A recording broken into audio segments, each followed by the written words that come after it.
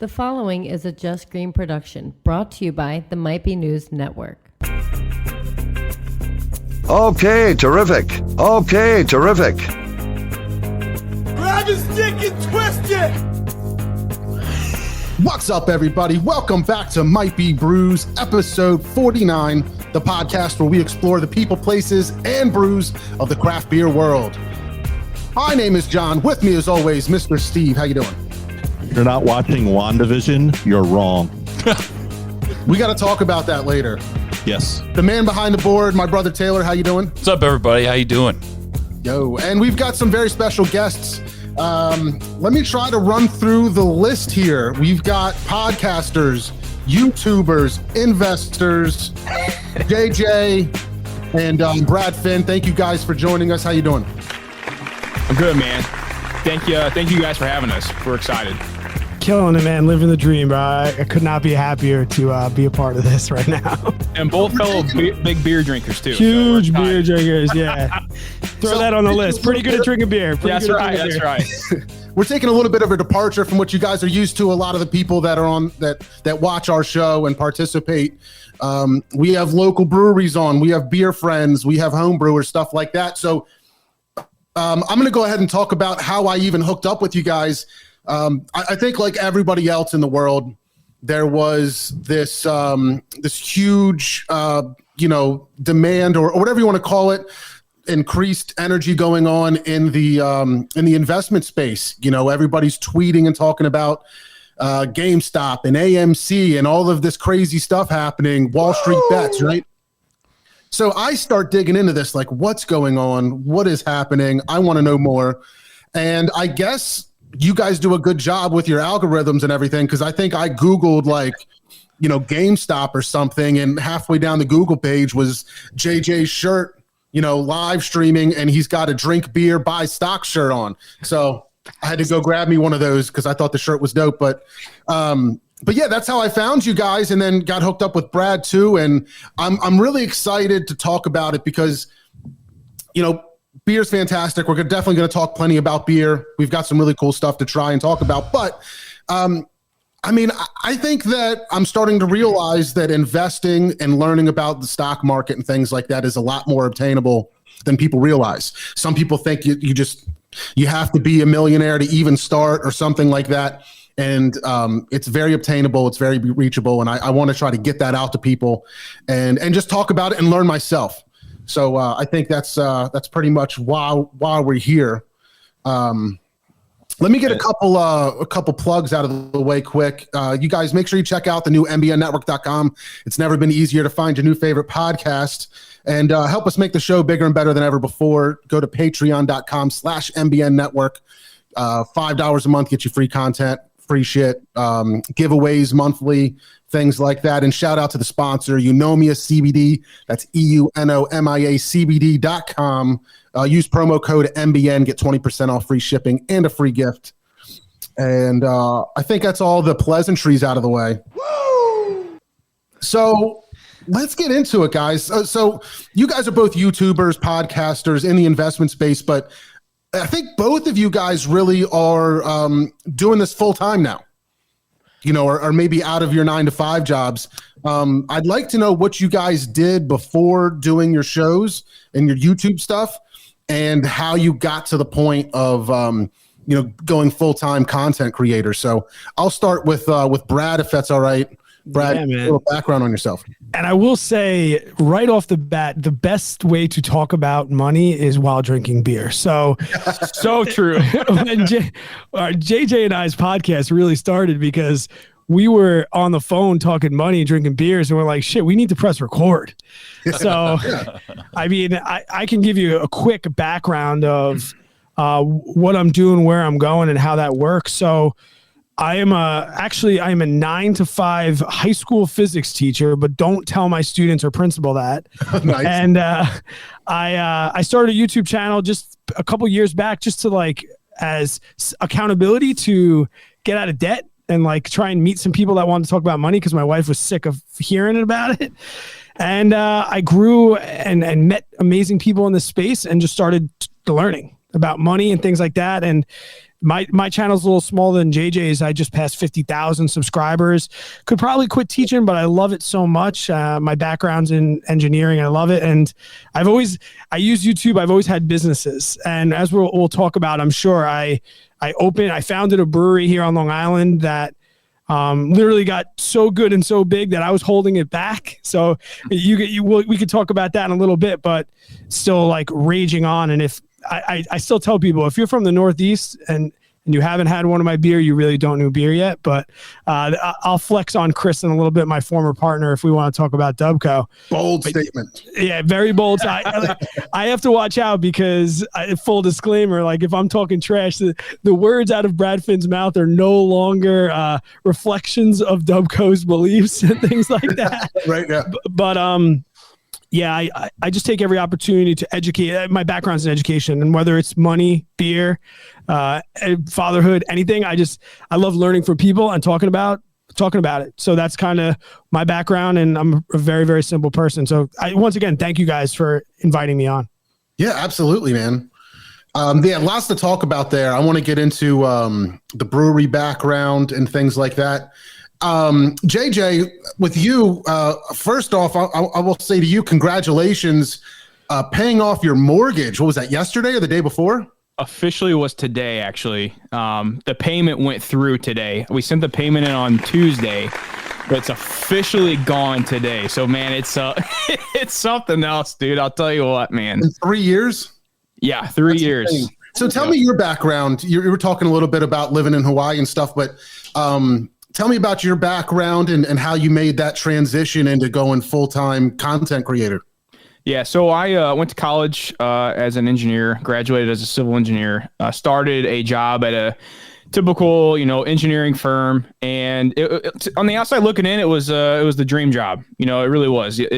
But to be honest, on my first week there, I hated it. I spent all this time going through school. The fellow engineers out there probably know how hard it is to get through engineering school, all the time studying, the tests, the labs, everything that goes into it.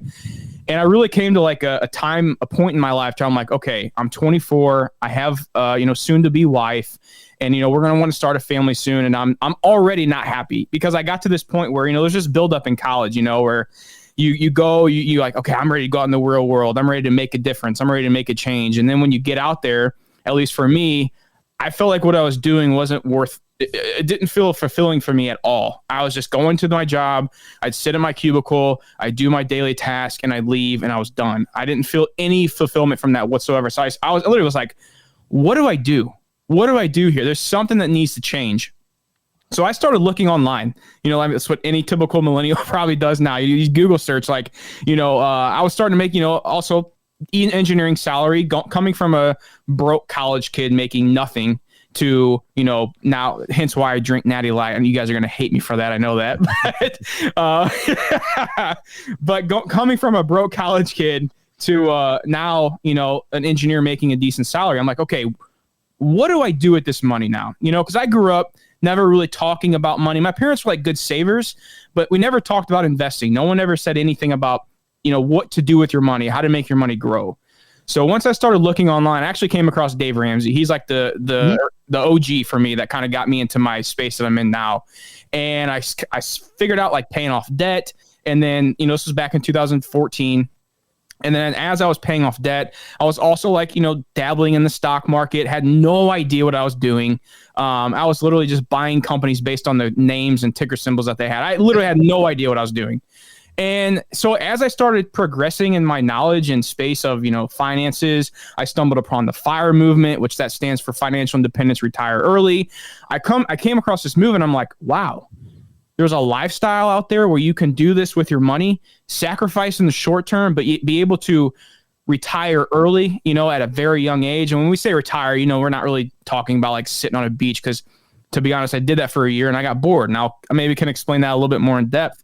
But what I mean by retire is just being financially free, meaning I can choose what I want to do. Yeah. I don't have to stay in the 9-to-5 if I don't want to. I can go take a risk and start a new business or whatever it may be.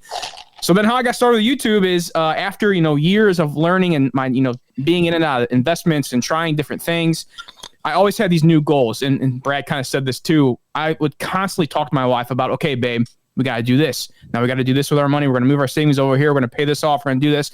And finally, she just got sick of it. She's like, you need an outlet. And I was not really a watcher of YouTube too much, but I would, stumble upon videos every now and then. And finally, one day I came home and I was like, I'm gonna record myself. I'm not a super tech savvy guy. When I pressed the record button on a camera, I had no idea what I was doing, guys. This was a little over 2.5 years ago. And I recorded on how I paid off my student loans in 9 months. And that was my first video on YouTube. And then from there on out, the rest is history. It's just been a trickle effect. And I did go full-time on YouTube back in August of 2020. And I've been doing it ever since. And it's been life-changing, to be honest. It's been crazy. One hell of a ride, that's for sure. Yeah, I believe it. That's it's just wild to think about that something like that could take off. I mean, I think I saw on your page in particular, JJ, the week that everything was going crazy, some of your videos had and this was a while back, 500,000 views. Like, that's wild numbers. It was nuts, man. I mean, like, so the stock market's been a pretty heavy conversation piece over the past year. We've had the Roni situation happen last year back in March. We had the huge fallout, market dropped 30-40% in a matter of a couple of weeks. I remember being in the hospital. My daughter was being born, and I have CNBC on the TV watching the market go down. I'm like, heaven, God forbid, my wife's in bed. We just had this baby, and I'm like, oh my gosh, look at all this content I could be making for YouTube right now. But with the big drop in the stock market, yep, we saw a huge influx of new investors come in because it was like the time to get in. Everything was on sale. So we saw a big increase in the stock space, kind of leveled off towards the end of the year. And then January hit, and then bam, now this GameStop, AMC stuff, all this stuff started happening. And I feel like this even got more attention than what happened back in the Roni, back in COVID happened in March. So it's been crazy, man. The views, I'll say this, I've been doing this for a while, but the amount of pop I've seen in the past, I would even just say like the past month, has been absolutely insane. It's been crazy. Yeah, it's absolutely insane. I mean, that's honestly how I found you guys, and it's just been crazy how much just watching all this stuff and learning about it, and reading all the ridiculous things on Wall Street Bets.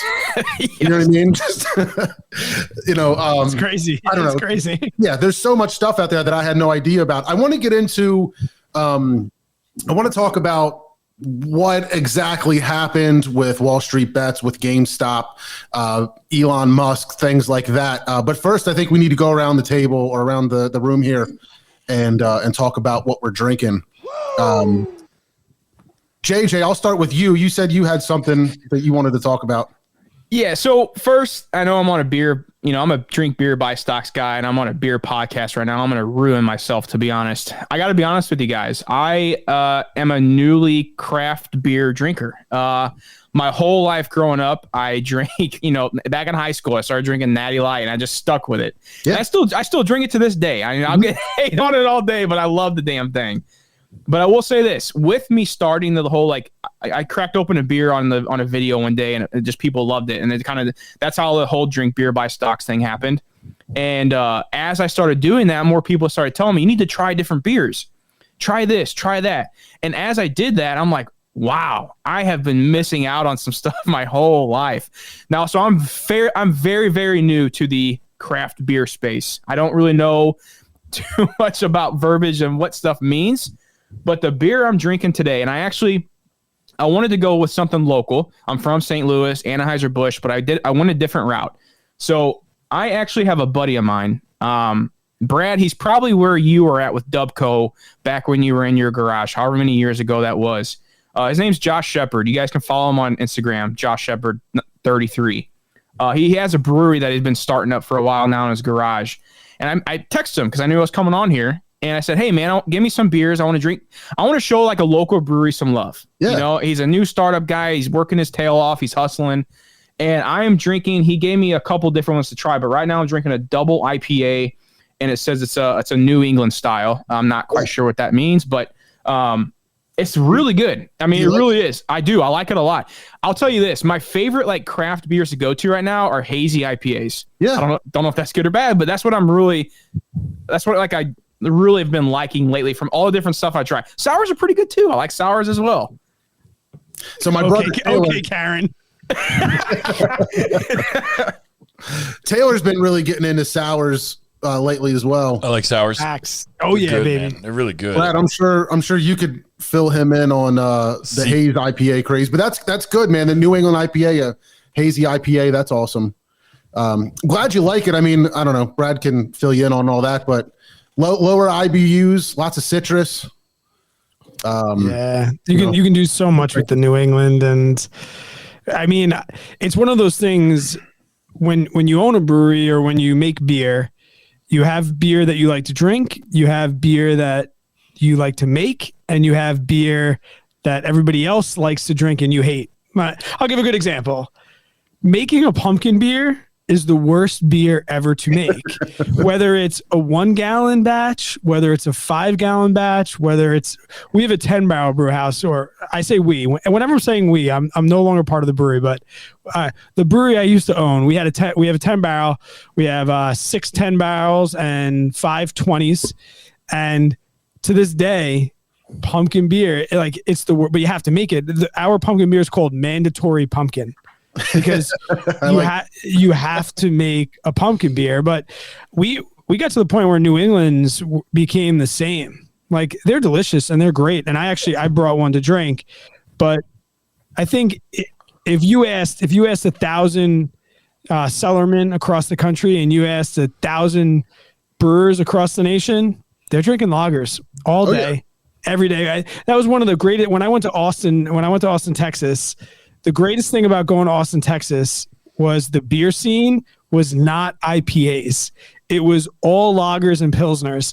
And I was able to bar hop inside Austin and go to 10 different breweries and not be whacked.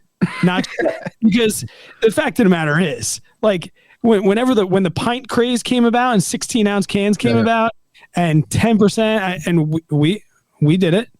But at the end of the day, I mean, we're on the canning line at 8:00 in the morning, drinking quote dented cans and crooked labels.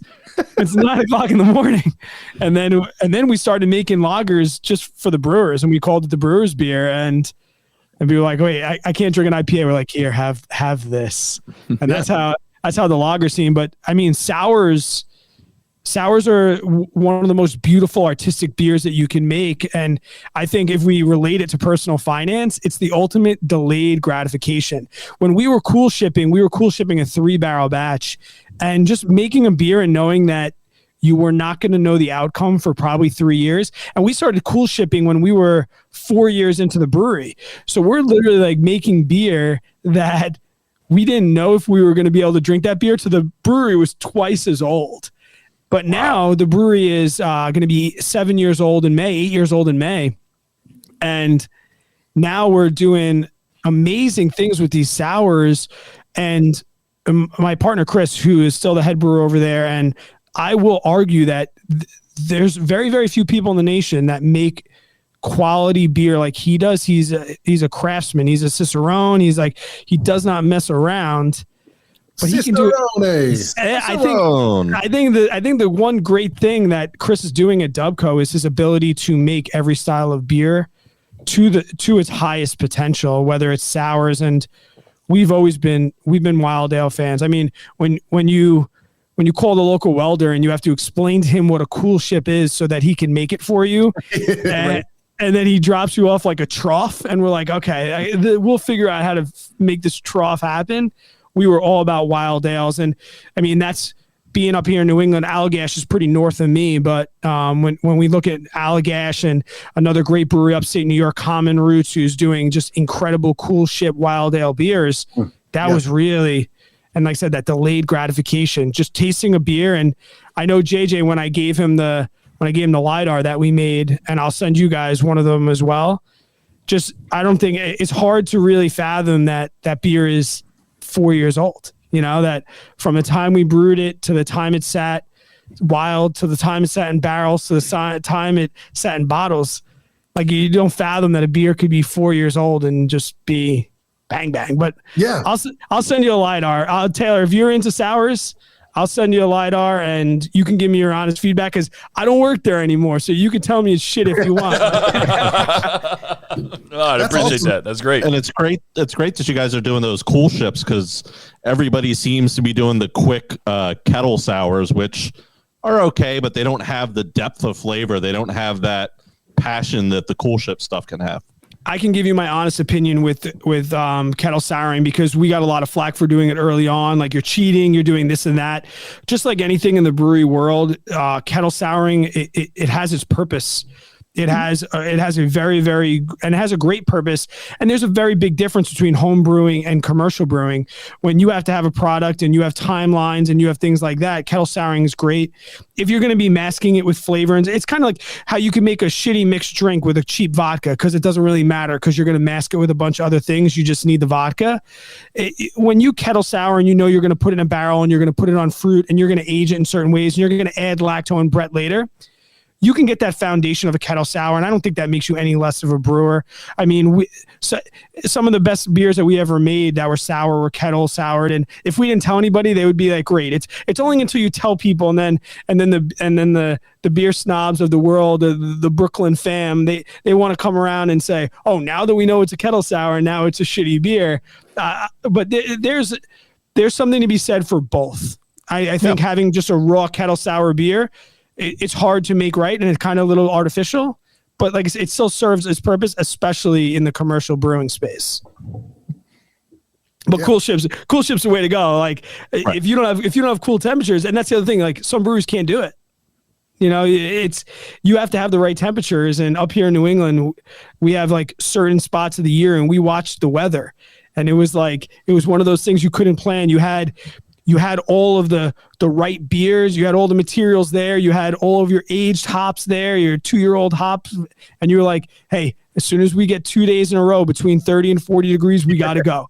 And whether it's 3 in the morning, 4 in the morning, 10 in the afternoon, we got to go. We got to go. And that was some of the beauty of it too. Like put your wives to bed. Sorry, sweetheart. We own a brewery and we got a cool ship right fucking now. Right.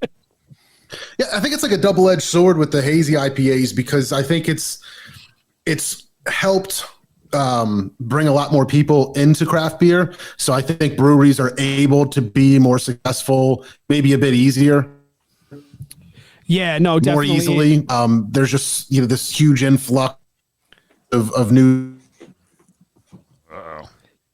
Yeah, it's created good. And like I said, from a business standpoint, it brings on a whole new business. Like you think about all the steps and all the people necessary to make a great beer, from the brewers all the way down to the hop farmers.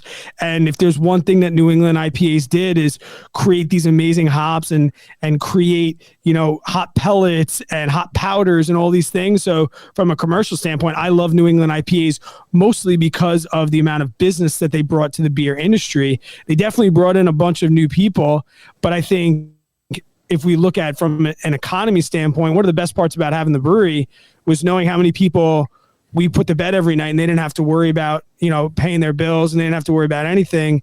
And when we had great upstate hop farmers and the New York initiatives really brought on these farmers and we were able to buy whole flower hops and people that had been growing corn their whole life or were dairy farmers that were now growing hops. I think that was the best part because anybody can get corn and make a lager. We can get rice and make a lager. It's not that, it's not that big of a deal, but I think the best like hidden secret behind the whole New England IPA craze was the amount of jobs and the amount of businesses that it opened up for economies and it allowed people to, and it allowed some farmers that maybe, were having problems with their old cash crops up here in New England and New York State. We have hops that are just exploding. It's not just about Mount Hood anymore, and it's not just about Boise, Idaho. We're creating hops all over the country, which is all, a direct relation to the New England IPA craze. Yeah, it's good for everybody. I missed part of that. Sorry about that. I don't know what happened. I had to switch Wi-Fi networks. How many I don't know Wi-Fi how- networks do you have? Yeah, no doubt, man. Are you on your neighbors right now? How do I get myself on the dual Wi-Fi? John's on a whole nother level than we are, boys. I got a simple one Wi-Fi system over here. Yeah, I don't know. Yeah, I don't know. It's a big secret. I can't talk about that right now. But it's no, but to bring JJ into this, it's so fun to like be beer nerds and stuff. And JJ and I, when we started talking about beer and he started getting into it, and like he said, he's kind of new to the craft beer scene. I think, and I'm not speaking for JJ, you can chime in here, but where he is in rural Missouri, there aren't these amazing craft breweries popping up. And it wasn't like JJ was avoiding craft beer. Like when he walked into the brewery, he was like, oh my God, what? Like, this is a real place? No, it's for real, man. I mean, like, yeah, like, so like I live in a town of like 500 people. So like there's nothing really around here. Like there's breweries around to be like, but you got to drive quite a bit of distance. There is a restaurant I go to, but I think they brew their beer somewhere else. Like where I went with Brad's, like the actual brewery, like where you go to sip, like there's nothing like that really close to me. I mean, if I go up to St. Louis, there's stuff like that, but I'm not up in the city that much to be honest. So I am new. Like I'm excited though, because I'm excited to learn. I'm always excited to learn something new and try different stuff and find something that I really like. So I don't know. Yeah, it's a lot of fun. I can Taylor's relate. new. Yeah. I keep pointing the wrong way, but my brother, I mean, he's kind of a new beer guy. And we've been doing the show for a couple years now, so he's had all kinds of crazy, tree houses, and I've had so much stuff that I don't even remember what it was. And Same. And I got to ask as a brewery owner, do you guys use Untapped? they used to. I don't know if they still do or not. I've never. I used to use it for my own personal log. Right. I stopped when we started doing the podcast because it was like we're trying to podcast. I'm trying to check in, and I'm like, just forget about it. I remember the whole starting of the rating thing. It was like cool, but then we're like, let's just drink. Let's not worry about it. I got to feel like I was on there so early. I mean, we started the brewery in 2015, but we were drinking craft beer. We were brewing beer in our basement for like 6 years before that. But I remember we had like rules like 10-ounce pours only and this, that, and the other thing. And it became like a competition. And then but then you become a brewer and you're like, fuck you, asshole. right? like somebody who would be like, hate stouts. One and a like, half caps. I'm like, bitch, that's an amazing stout. Just because you don't like it doesn't mean it's a bad beer. I like it's really good for a lager, 3.25. Like, so a lager can be a 5. It's okay to have a 5 lager. The crazy thing is you think that like nobody matters, but we still distribute to Tavor. I don't know if you know what Tavor is, but we distribute to them. And when we first started with Tavor, they would not take a beer that was rated under 4. I mean, granted, we've created a relationship with them, and now they know, and they're going to be distributing a beer for JJ and I pretty soon when we do a collab with Dubco. But they and even beer distributors, when we were going out trying to pitch our beer initially, and it was 2 guys walking in, and we were driving around in my pickup truck. We'd be like, hey, we got this beer. And they'd be like, hold on. And you'd see them like turn around, like go on Untapped and look at it. So I'm just curious because I've been out of that so long. Now I just drink beer. But Steve, I understand exactly what you're saying because there was so many, like we'd go to a craft beer bar and then we drink 10 great beers and 5 bad ones. And we'd wake up the next morning and be like, what the fuck what was that beer that we drank last night? Go, JJ. I got to ask this real quick. So Taylor, what did you drink before coming on to the craft beer scene? Bud Light Lime all day. Hey! all day. In the can? All day. In the can? Do you like it in the can? I love it in the can. In the can, the bottle, the tap, whatever I could find. If it was, that's still to this day one of my favorite beers. So me and Taylor are tight this whole podcast episode.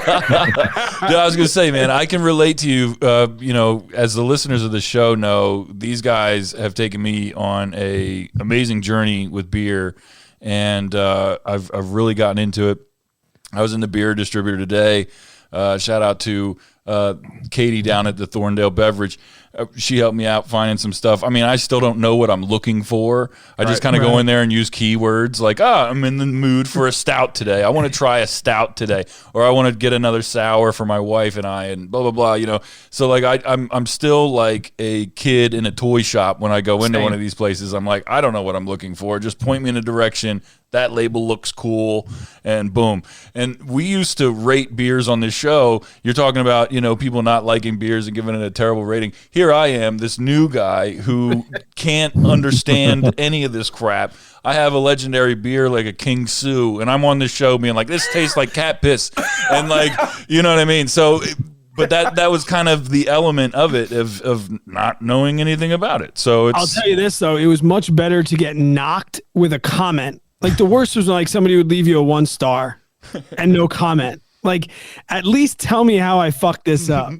Like, at least tell me why. Because we love feedback. We loved it, and that was the worst too. Like, not giving. But then again, you'd read it like, I hate sours. Like, why did you buy the beer? It says wild ale. Like, why did you fucking buy the beer if it's that, if you don't like wild ale, and then give it a 1-star rating? Yeah, see, I am not a big fan of smoked beers, and I'm not a big fan of coconut beers. So whenever I would try one, I would check it in, but I would not rate it. I make a beer. Well, I don't make it anymore. Chris makes a beer called The Science of Selling Pina Coladas. Steve, I will fucking change your mind. You can try. Challenge accepted. If you have Untapped on your phone, look up right now The Science of Selling Pina Coladas. Bang bang. It's kind of stupid, but I was in Untapped all the time, and I was at a brewery. I used to, before COVID, traveled a lot for work, so I got to go to all these awesome towns and cities around the country, and I would go find local brew pubs and bottle shops, tap rooms, whatever I can. And I was sitting there with my face in my phone, looking up the beer, typing something in, and I just looked up around me and music was playing and people were having a good time, and I'm like, why am I spending so much effing time on my phone and just enjoy myself and the beer and the atmosphere and the experience of it instead of playing with my phone? So I kind of just gave up on it and stopped checking things in. And sometimes I wish I didn't, because I'd be curious what my numbers are as far as beers and stuff like that, but I don't know, man. I'm over it. Personally, I get it, and I don't knock anybody that does it, because I'm glad Brett every once in a while checks in for me or gives me a little or tags me in a post when we crack something together. It's what I tell my students when they're always on fucking Instagram at concerts. Like, I'm like, guys, live life, don't document it. Sometimes you need to go to a brewery. Sometimes you need to go to a craft beer bar. Sometimes you need to walk into a beer distributor. And you have to be willing. One thing I'd say, you got to be willing to try bad beers too.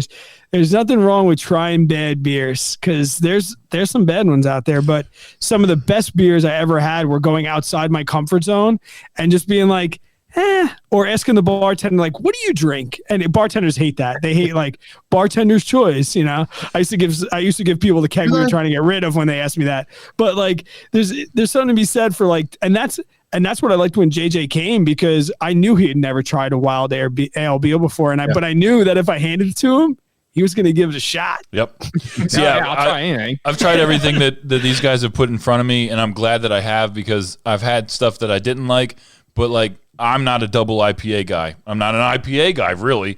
But if I didn't try it, I would have never discovered Dinner from Maine Brewing. I like. There's so many other ones that I can't think of the name of right now. But like, yeah, I've had quite a few really, really, really good beers. I've also had some very terrible ones that John really likes. So have you had Bell's? Have you ever had Bell's Two Hearted before? Probably. John, have I ever had Bell's? That was like when I had dinner, like that was like a great shock to me, just like Bell's Two Hearted was. And when Bell's finally made it to New York, and I remember a couple of craft beer bars finally got Bell's because they finally distributed to us. That was like a magical night.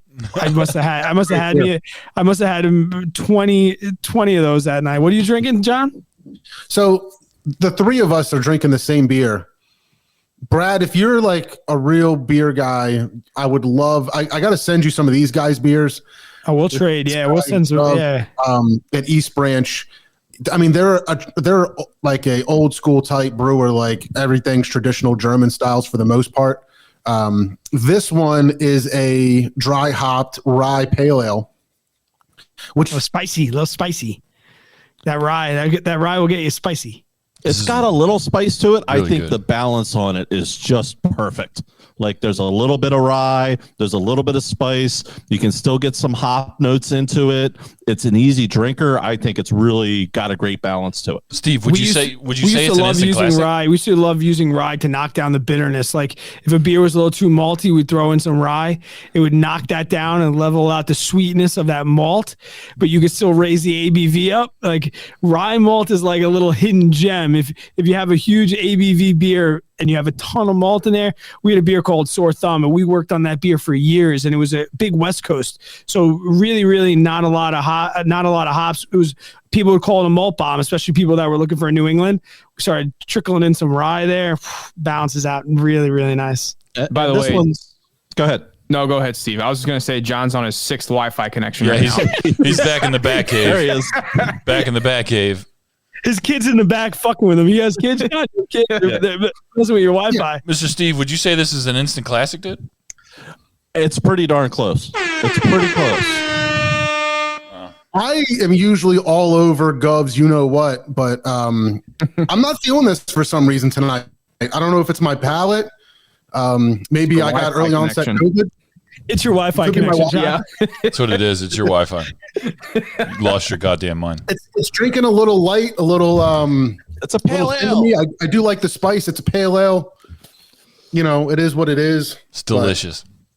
It's really good. I like it. It's Fucking Wi-Fi. It's not too bitter. It's really. I always say fucking clean. It's like the first thing that comes to mind. I'm sorry, everybody. It's fucking clean. It tastes clean. It feels good when I drink it. It's delicious. It's better than just it tastes good. That's what I always go to. I was like, oh, this tastes pretty good. Good. Said, yeah, this is really clean. And then somebody was like, JJ would be like, it's actually basically, dirty. Yeah, basically, I love this beer. There's nothing Brad, I wrong want with to get you that. back on. I want to talk to. I don't know how we're going to do it exactly, but I'd like to have a couple Cicerones on the show. And Cicerone. I have that. What do you want to talk about? well, no, just I think we should drink the same beer on the show, and you tell us, you know, a well-trained palate what we're tasting, because Can I tell you about the I'm Cicerone? probably- Can I tell you about the Cicerone you know, I've test? had 1,000 beers. Can I tell you about this? Can I tell you about the Cicerone test? Yeah, good. So the Cicerone test. So they have different levels, right? So you could take they have a beer server, and then they have like the level 3. So Chris and I, we're not really like, we're two different learners. So when we had the brewery, we were two different type. I'm like educational, like I'm book study. Like I can do flashcards and learn stuff. Chris was like run of the mill. And we were very, very lucky that we have one of the highest level Cicerones that lived in the area. And Chris and I were getting ready to go take this test. And at the brewery, we used to have off-flavor tasting events through the Cicerone program. And we'd show people different things, and it was great. So Chris and I are getting ready to go take our Cicerone live, and we have this guy come in. He gives us the taste test. So there's like a written part, and there's a tasting part. He comes in, and he's like, I'm going to give you, you know, a very gentle taste. You know, I want to show you what to expect. And Chris and I had been practicing, kind of. We bombed it that night before. So like we went into the day like we're gonna ace this. And after he left, I was like, I don't even know what fucking beer tastes like. I can't identify any off flavors whatsoever. And it was just so happened. So we took the test, and while we're taking the written test, there was 8 people in the room that took it. We took it in Brooklyn, and they were pouring out the beers for the tasting in the front of the bar. We took in like a local bar, sitting right in the sun. And if you're studying, like, you know, like, oh, light struck, that's so bad.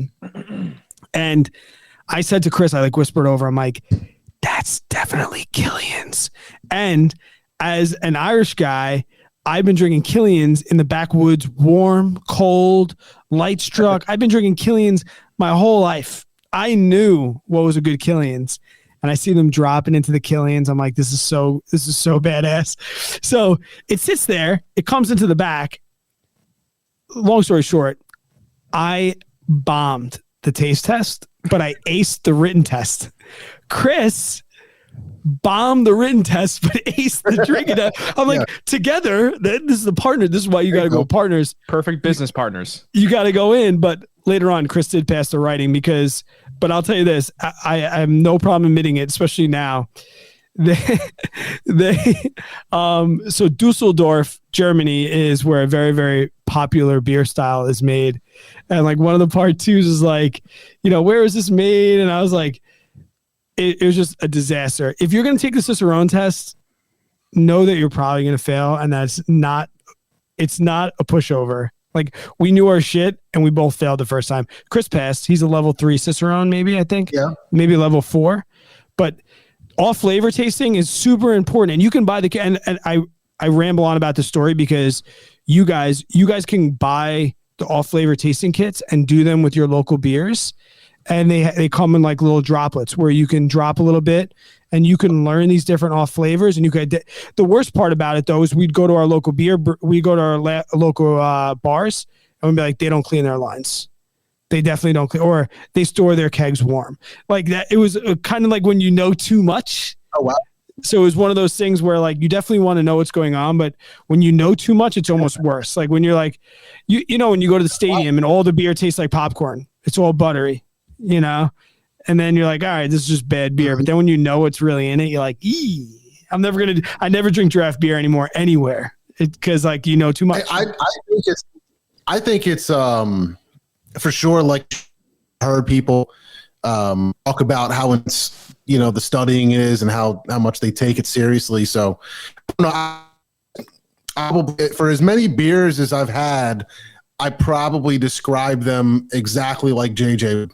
It's a little sweet, or I get, this one tastes a little like orange juice, and that's about my vocabulary. I think that would just be exciting.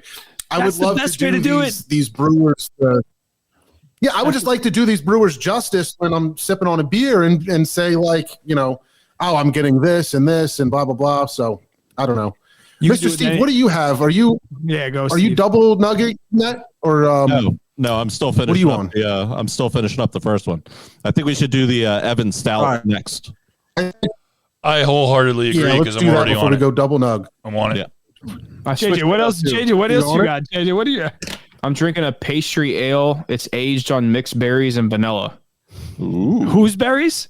Mixed berries. Oh, I thought you said Mike's berries. I was like, I thought you said Nick's berries. Nick's berries. That's disgusting. John vanished on us. I still got a High Life. I'm gonna finish this champagne of beer. I said the Brewers drink lagers, man. High Life is a classic. That's an instant classic. I think we had Mr. Steve. Didn't we have High Life on the show once before? We had High Life at some point. It was like one of the things where we were doing like all the different kinds of beer, right? Doing the GABF. Yeah.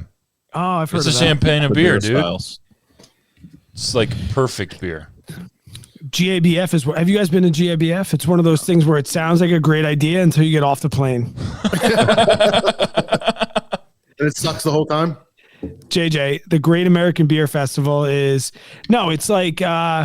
it's like when you're 35, 40 years old and you go to an EDM concert and you think it's going to be a good time. And then you realize you're that old dude at a high school party. Like GABF, I couldn't hang. I thought I was a drinker. And then you go to all these breweries and it's all these tours and I couldn't hang. I couldn't hang. Not saying something because I've seen Brad drinking. You can drink a lot, dude.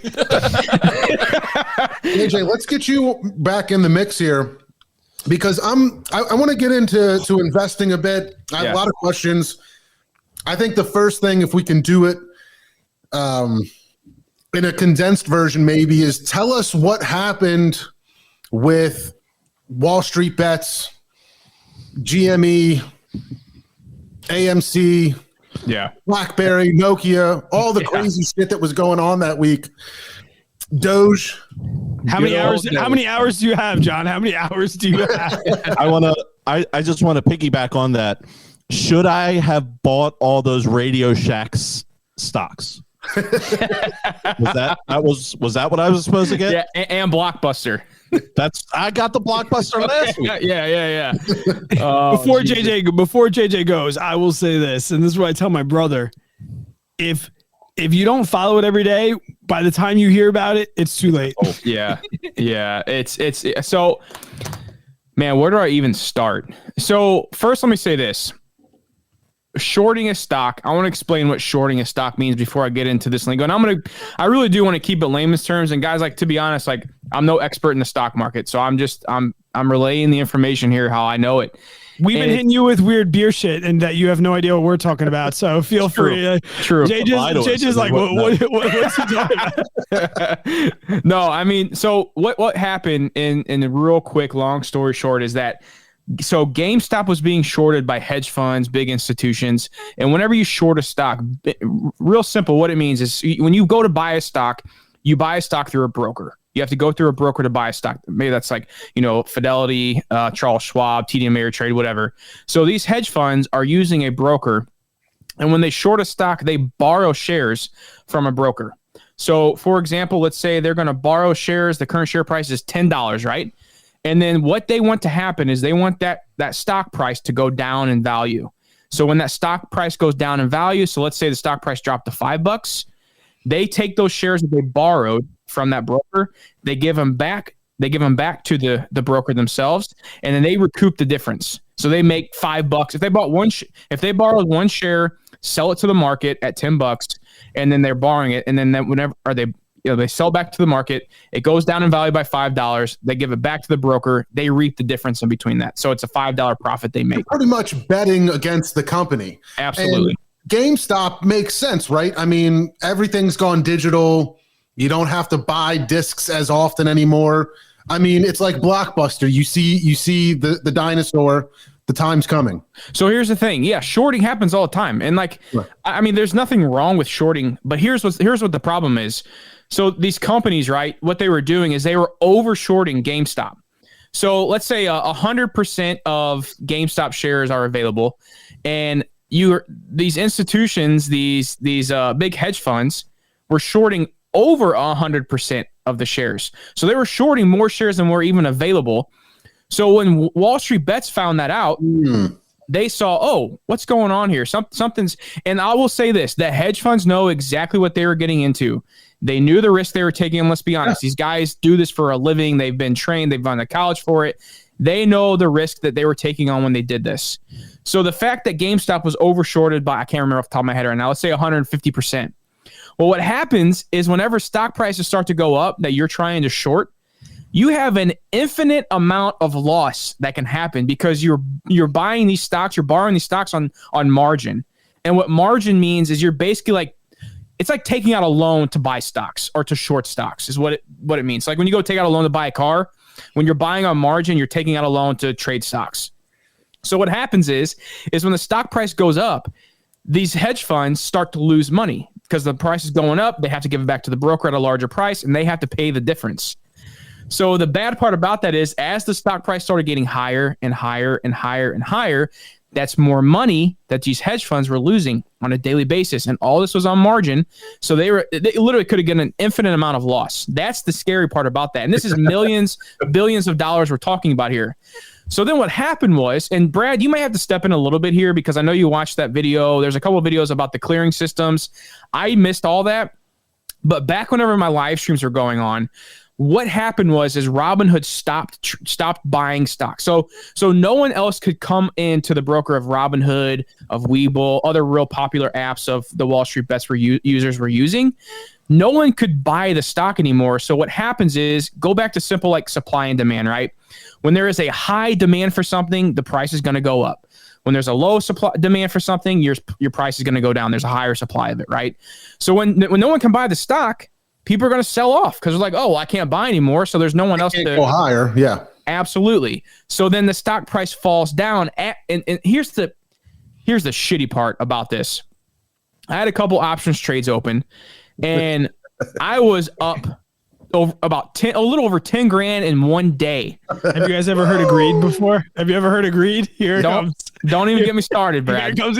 You guys ever hear about greed? Gordon No, listen. Gekko coming in. No, listen though. Pre-market on Thursday morning, AMC, GameStop, Nokia, BlackBerry, the major four were all way up pre-market, and they were going to keep going higher. Why do you think all the brokerages stopped buying on it? So my plan was is as the prices went higher on Thursday, I was going to get out, and I probably would honestly. I bet I could have doubled my more on top of my 10 grand in profits. I probably could have pulled out at 20K. Your boy told you to sell. I don't even want to hear it.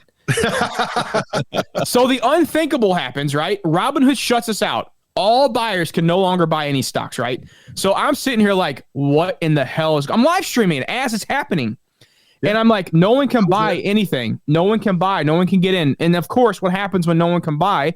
The demand's not there. So the supply's higher. So the price is going to go down. Now, as stuff's been coming out, there has been a little bit more of an understanding, just like anything is. As time goes on, people start hearing more. So that what at first we were hearing is the clearinghouses were telling Robinhood, Webull, and these other apps to stop trading because there's a process behind this that's pretty advanced, and you can go ahead, Brad, take it over from here. So I'll put it in pretty layman's terms what happened exactly and why Robinhood was the scapegoat in all of this. If you've seen Ocean's 11, right? They were gonna rob the casino on fight night. Because the casinos need to have a certain amount of money to back all the chips in their casino. Yep. And on a fight night, they doubled those chips. Okay. So JJ mentioned what a clearinghouse is. So when you are a buyer and a seller, there's somebody in between you called the exchange. That was Robinhood. But now Robinhood can't ensure that the buyer is not going to default. So they bring in something called a clearinghouse. Now the clearinghouse says, okay, you have X amount to cover that. We need some insurance that we're going to call margin on all of those buys. Now, for a general trading, that's like 10%. So if there's $1,000 done, they're like, all right, you need to deposit $100 into our clearinghouse to cover those buyers in case they default. What happened with Robinhood and GameStop was a majority of these beginner traders were trading on Robinhood. They weren't trading on. Nobody was buying GameStop on Vanguard, Fidelity, Charles Schwab. It didn't happen because this was happening in a community of millennials and a community that was trading on Robinhood. So essentially, when the volatility of this stock, that's what drives that margin rate that the clearinghouses were charging Robinhood. When the volatility went fucking crazy, it went from, all right, we need 10% deposits to 100% deposits. Yeah. And Robinhood just flat out didn't have the money. They don't have the money in their bank account. Yeah, they don't have it. So the clearinghouse was no longer able to ensure to the seller that the buyer was going to be able to back that transaction. So the clearinghouse shut Robinhood down. Now, what that looked like on paper, obviously, and I was one of those people, was that Robinhood was colluding with all of the other hedge funds. Like, why would Robinhood be doing this? And it wasn't Webull and it wasn't all the others. The fact of the matter was there wasn't as much volume. Well, so hang on. The clearinghouses weren't worried about. We're getting pumped Fidelity. up here. The clearinghouse. I'm playing devil's advocate. The clearinghouses weren't worried about the big brokerages because that's not where the volume was. But when Robinhood said, I can't make those deposits, the clearinghouse said, I'm not going to be able to fulfill those transactions. You need to stop. And they weren't worried about the seller, which is why you were able to continue to sell off, but you could not buy, frankly, because Robinhood did not have the money to back that up. Is it effed up? Yeah. Should they have had their ducks in a row? Yes. Absolutely. But the whole conspiracy that they were colluding with hedge funds, it's a bullshit. It's a bullshit statement. Well, hang on. Let me. No. To quote my cousin Vinny, it's a bullshit excuse. So let me tell you why, real quick. Let me tell you why this why people thought this. So these clearinghouses, right, are mostly backed by hedge funds, and one of the major hedge funds that was backed by one of these clearinghouses is Melvin Capital and Citradel. And what happens is, that Melvin Capital is one of the largest hedge funds that was shorting GameStop. Speaking truth. So you look at that and you're like, okay, wow. Yeah. It makes sense. Shitty. They want you to stop because they want they're backing their hedge fund that backs them to, minimize their losses, give them a day to figure out what they're going to do because the stock is flying to the moon. And you see like short squeeze happenings and stuff too, which is like people who are trying to short the stock. As the price goes up, they have to buy it back, which in return, they're usually using millions of dollars, sometimes, just a lot of money. And then when that floods into the market on that single stock, that's why that stock price shoots up, because there's a lot more money going into the market, which is in return decreasing the supply available. So when you short squeeze and you have to buy back to cover your losses, that's why that price keeps going higher and higher and higher. It was a matter of unfortunate events. Like when you're dating a new girl and your ex-girlfriend walks into the party and you know she was going to show up and you're like, shit, and then everyone thinks you're an asshole. That's what happened to Robinhood. So what do you think? What do you think would have happened if Robinhood never shut down? If they had the billions and billions and billions of dollars to back that up, we would have made a lot of money. We would have made a lot more money. Gone to the moon. We would have made a lot more money. And like I said, full disclosure, I lost too. I didn't lose as much as JJ did. And we had a group on our podcast called the 129ers on January 29th, which was the Friday after that when a lot of our options expired. Yeah, I got screwed out of a bunch of money, and there's a lot of what ifs. And like I said, the boomer in me plays devil's advocate. On Wednesday, when we were all up, we could have pressed the sell button, but we assumed, and that's the reason why we're angry. We assumed that on Thursday, with all of our things in line, especially like JJ and I both being engineers, we looked at statistics. We're like, it can't stop that much. It might go down, but our returns are going to go from 10 grand to 9 grand. But they did things that were out of our control, which made our 10 grand go to zero in an instant. Yeah. So it made us angry. But like in the aftermath, we understand what they did, but it was still fucked up. Like you still need to have your ducks in a row. And like, this is the Average Money Podcast. If you ever, this is what JJ did. I want to say something real quick though. Let Brad said it. Brad mentioned if Robinhood would have had millions, we would have made a killing. But if Robinhood wouldn't have done anything, Robinhood would have went bankrupt and there would be no more Robinhood. Right. And everybody would have gone with the stock and then sold. And there'd be no more Robinhood. And like I said, and people want to be mad at Robinhood. I'm mad at Robinhood. But like if you put emotions aside, like you kind of understand, like I didn't leave Robinhood. I mean, JJ and I have both done videos and we've both talked about how we don't have our primary brokerages in an app.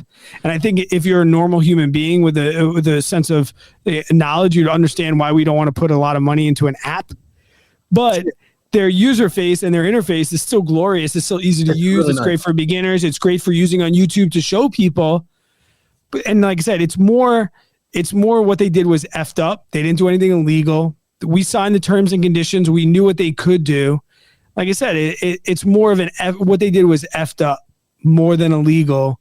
And it stings us because we're like, shit, we could have made a lot. We want to point the finger. I mean, that's our culture of today's society. We want to go around and point fingers at everybody else. It's never our own faults. Like there's no self-accountability anymore, but it sucks, man, what they did because it is true.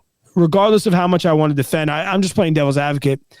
If they wouldn't have suspended trading, the situation would have been exponentially different. Yeah. And it would have been exponentially different in the favor of a lot of people. And I would have made more money. not the people that found out about it Monday. JJ and I were talking about this weeks before. Like if you were in Wall Street Bets and you were following this, like Deep Fucking Value, he has been talking about GameStop since July. The dude was down $53,000 and we were making fun of him on Wall Street Bets. We were making fun of him. And then on Wednesday, when he was up $33 million, people started listening and now he's a local legend. Yeah. But the hindsight's always 20/20, right? Sure. I'll give you guys my take as an outsider, somebody that's not a financial guy, how things went down with me in particular. I'm seeing the headlines. I'm seeing the stuff in my news feed. I start Googling stuff. I find you guys. I'm live streaming stuff. I immediately set up Robinhood and Webull accounts. JJ, I'm pretty sure I used your links. I said, did you use somebody's link to get some free stocks? Yeah. So I got the free stocks and I dump money in and then I can't do anything. It's like the money's there, but I don't have the buying power yet. And I'm waiting for things and I'm watching AMC, GameStop. I'm about to make these buys. I'm thinking like, do I do an option? Do I just straight up buy stocks? What am I going to do?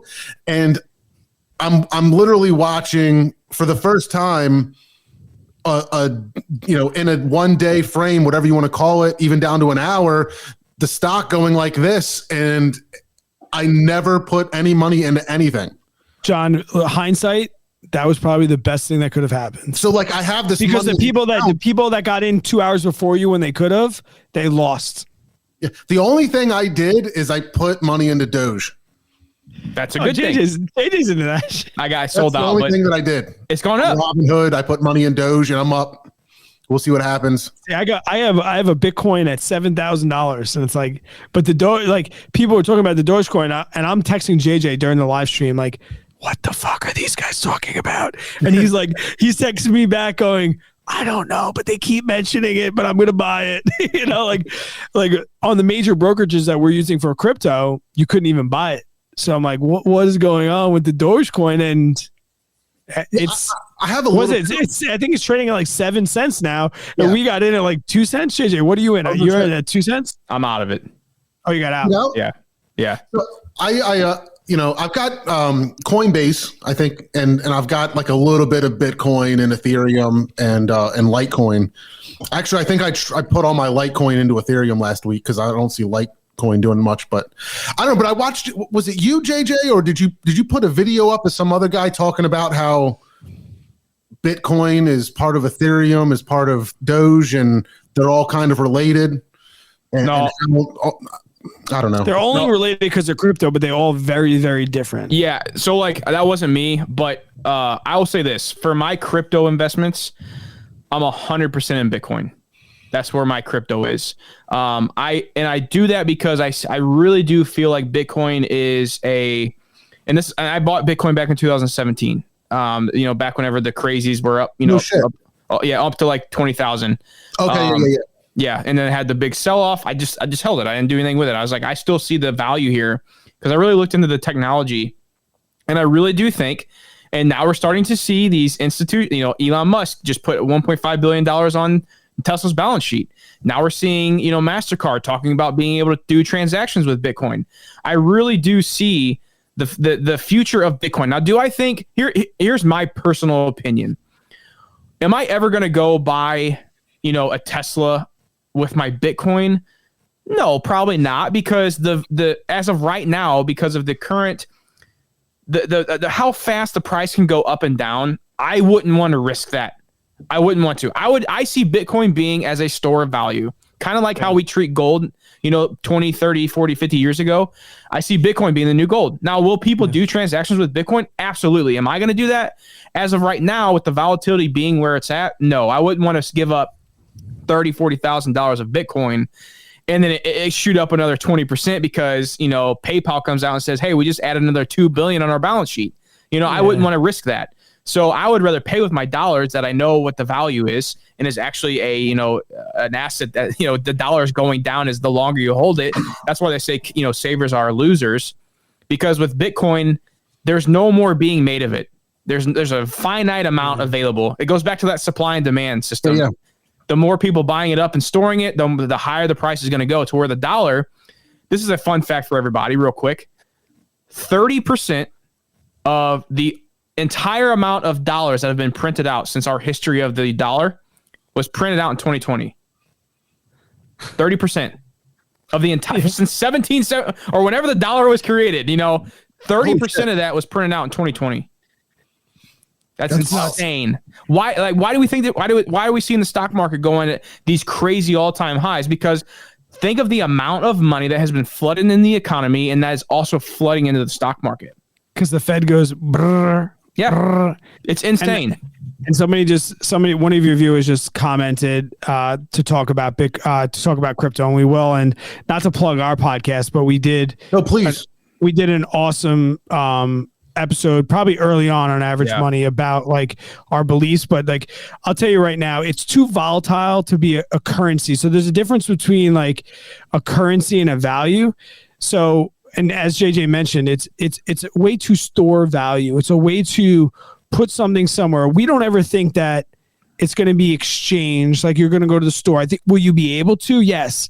Because it has some pros and cons. It's global and it's decentralized.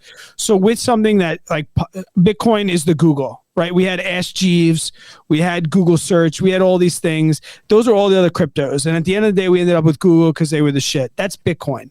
And I tutor kids with my physics background. I tutor kids in Spain, in Europe, in Portugal, in Senegal, like all these places where we can transact in the Bitcoin because they know the direct currency to their currency. They don't have to worry about exchanging money. They know the value of a Bitcoin.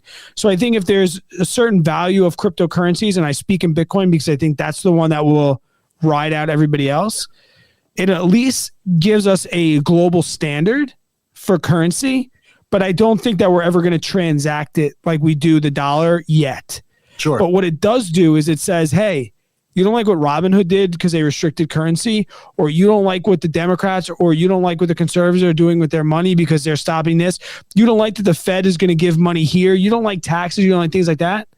That's all centralized money. If anything that we can learn from cryptocurrencies is that it's decentralized. And yet, is it real? That I hate when people are like, oh, but it's not real. 80% of current U.S. transactions are done digitally. Yeah. Nobody has a fucking $20 bill in their wallet anymore. It's all done digitally. It's all fake. But the only difference is right now in the United States, the bank, they're the ones that carry the ledger. They're the ones that follow the transactions. They're the ones that say, okay, John paid Steve and Steve paid Taylor. But can I ask the bank, hey, can I see all the transactions that John paid Taylor? They're like, no, fuck you. But with Bitcoin, you can go on and you can see every single transaction. It's verified by us, and it's verified. And the more people that get involved, the more legit it becomes. And I think as a stored value, Bitcoin, I don't think it's going to be our money. I don't think we're going to trade in the dollar or the euro for a Bitcoin. But do I think it will become a global currency and a global standard? Right now, we trade oil in the U.S. dollar. The U.S. dollar is a standard for crude oil across the world. Could you imagine if the U.S. dollar continued to print money and then they lost faith in the U.S. dollar and they were like, fuck it, I'm not going to do that. That's essentially what Elon Musk said. He's like, listen, guys, I'm going to buy into Bitcoin, not because I think that the Bitcoin is amazing, but because I think the U.S. dollar is trash. Yeah. And I want to set a global standard. Well, what happens if that happened with crude oil? What if they were like, okay, we're no longer going to trade crude oil in the dollar bill anymore. We're going to do it in Bitcoin because that's legit and standardized across the entire nation. I think Bitcoin would become a lot more serious at that point. You can't say that it doesn't exist. No money really exists. Money is just paper. But it used to be backed by gold. Now it's backed by the Fed, who just goes brr, brr, brr, brr, and then inflation increases. The value of our dollar becomes less and less, and these are the things that JJ and I freaking debate on a regular basis over, because it's true, because we were all skeptics. The first time I heard about Bitcoin back in 2017, when just like everyone, all the GameStop people were like, ugh, GameStop. Everyone's like, oh, Bitcoin 2017. And we're like, come on, man, get into an index fund, set up your retirement, like start investing in your 401k. But now as things become more legitimate, it's something that you at least need to take notice of. Sure. I have so many investment questions, and we're gonna get to them. We're gonna get to them. I promise. Go, I'm drinking. Go. I'm drinking. The show, the actual recorded podcast, is gonna come to an end here in a minute. But then we're gonna keep the live stream going, keep the YouTube going, and we'll do some more investment questions. I think we need to do toast of the week. And we also need to review Evan's beer. There's a guy, Evan, in the chat here. This is his homebrew, the stout, aged on Bluebird Distilling bourbon barrel. On Nick's berries. Dude, this stout, even though it's not as like heavy as I want normally in a stout, the mouthfeel on this is incredible. Like, this thing is incredibly well balanced, and even though like I want to knock it for not being that like super heavy, thick, chocolatey stout that I love, everything is balanced. The bourbon, the chocolate, all of those notes, that roastiness, and even though it's I don't know. There's like a perfect mouthfeel with this thing. I said in the chat, you can get bourbon stouts that taste like a shot of bourbon with an aftertaste of beer. Yeah. This tastes like a beer that has bourbon in it. Yeah. Which I appreciate a lot.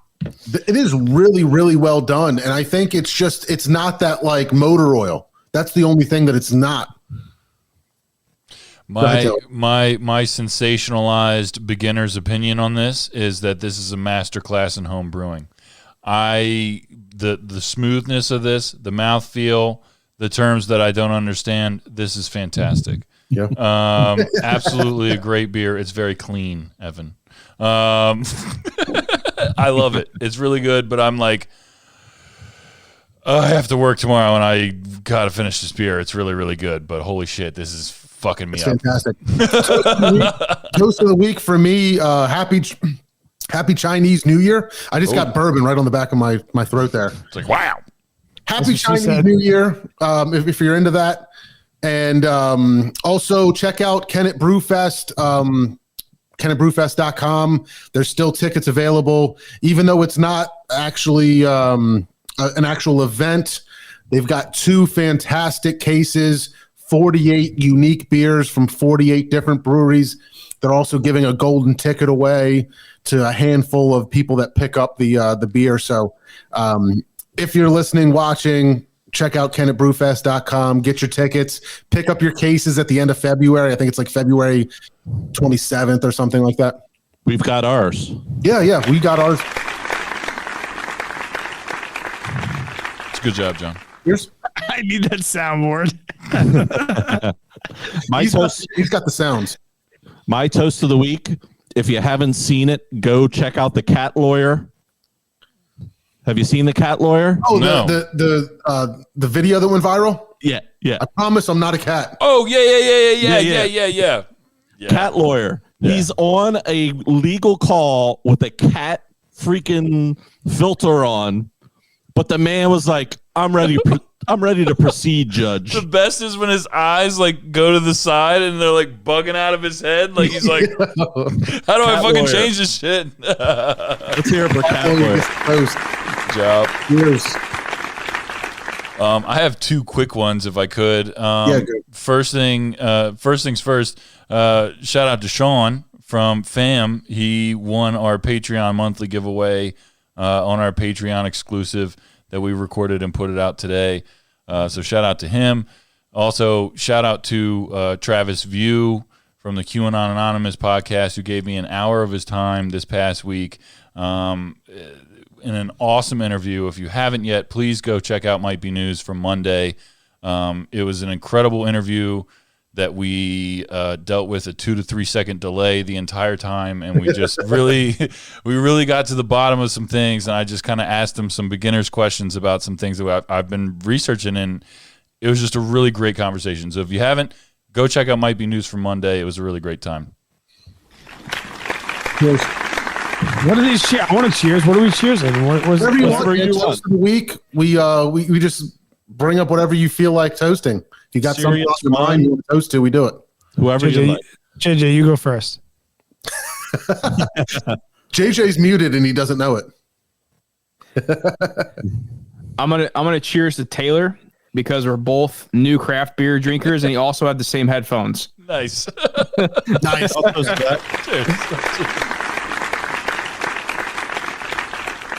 I'll follow up with 2.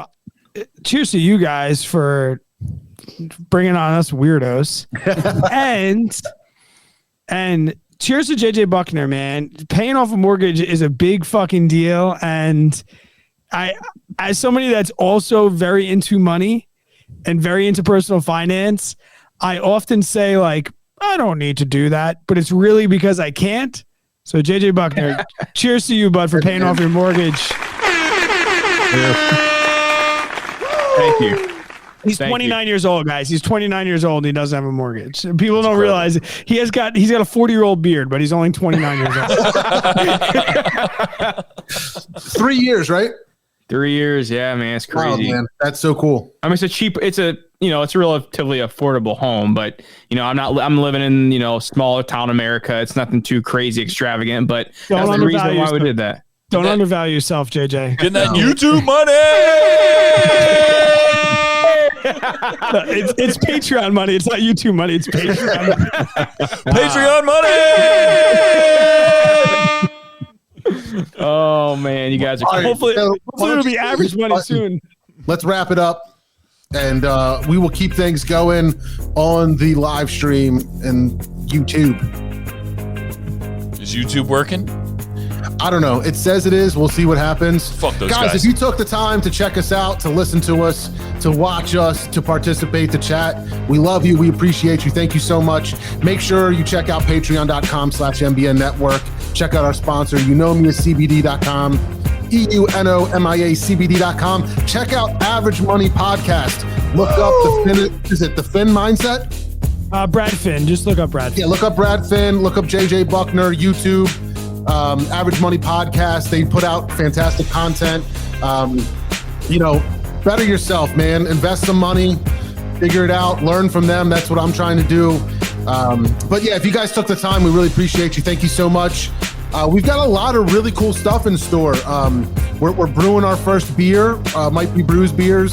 We've got a collab coming up with Fam and Locust Lane that we're gonna touch on, and we're gonna hopefully be a part of. We're going to Lehigh Valley Beer Week is coming up. We're gonna have those guys on the show very soon. So lots of exciting content coming your way. So stay tuned, and we will talk to you next time.